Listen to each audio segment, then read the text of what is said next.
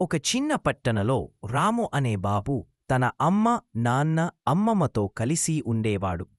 ఆ రోజు చాలా ప్రత్యేకమైనది. అది వినాయక చవితి. రాము ఆనందంతో లేచి, "ఈరోజు మన గణపయ్య వస్తాడు" అని సంతోషంగా అరిచాడు. సీత ఇంటిని పూలతో అందంగా అలంకరించింది. రాజు ఒక అందమైన గణపతి విగ్రహాన్ని తీసుకువచ్చాడు.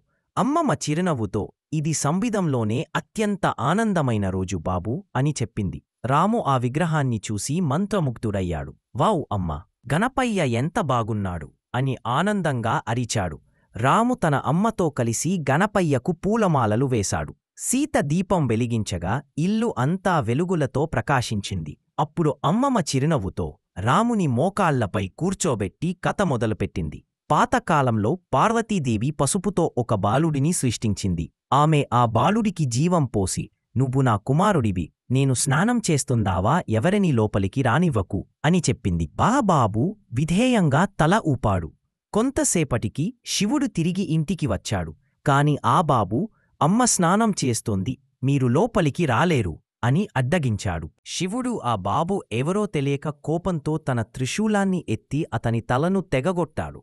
పార్వతీదేవి చూసి తీవ్ర విషాదంలో మునిగిపోయింది. ఆమె దుఃఖాన్ని చూసి శివుడు పశ్చాత్తాపపడి, "నేను నీ కుమారుడికి జీవమిస్తాను" అని వాగ్దానం చేశాడు. అతను తన గణాలను పంపి, "జీవంతో ఉన్న మొదటి ప్రాణి తల తీసుకురండి" అన్నాడు. వారు వెళ్లి ఒక ఏనుగు తల తెచ్చారు. ఆ తలను బాలుడి శరీరంపై ఉంచి జీవం పోశాడు. అలా ఆ బాలుడి ఏనుగు తలతో గణేశుడి అయ్యాడు. జ్ఞానానికి, విజ్ఞానానికి అడ్డంకులను తొలగించడానికి ప్రతీకగా నిలిచాడు.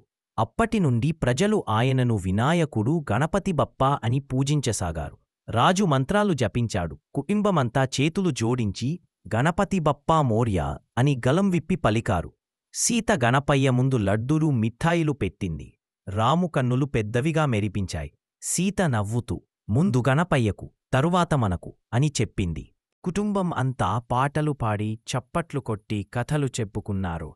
రాము హృదయం ఆనందంతో నిండిపోయింది.